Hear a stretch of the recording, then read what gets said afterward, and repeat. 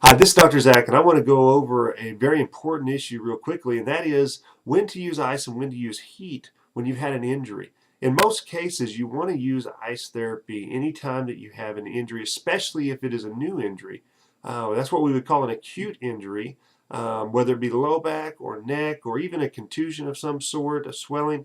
You always want to use ice because what happens anytime the body receives an injury, the first thing that it does is it begins to get red, swell. That right there, that swelling is where the danger comes. And so what we want to do is always use ice therapy in those situations. In most cases, you'll have an ice pack that you've received here from our office. If you don't, you can use an ice pack at home. You can even use a frozen bag of vegetables or something of that nature. Now, anytime you use ice therapy or what we call cryotherapy, you always want to wrap that ice in, whether it be a paper towel or a thin kitchen towel. That way you don't get any kind of frostbite or burn to the skin, which can happen sometimes because of the temperature of the ice itself. Anytime you apply ice, you want to do that for 20 minutes at a time.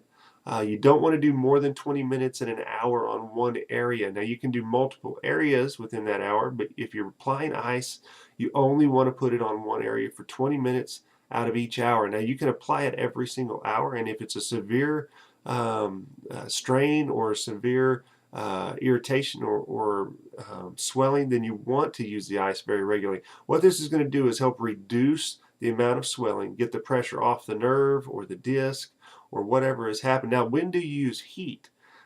Only time that you want to use heat is if it is a chronic problem that you've had for years and years or months and months, and heat will just warm that up and loosen it. Otherwise, when you apply heat, what you're doing is causing more swelling, which sometimes feels better while the heat is on, but as soon as the heat comes off, it causes more swelling, which causes more compression of the nerves in that area and oftentimes causes a lot more problems and slows down your body's ability to heal.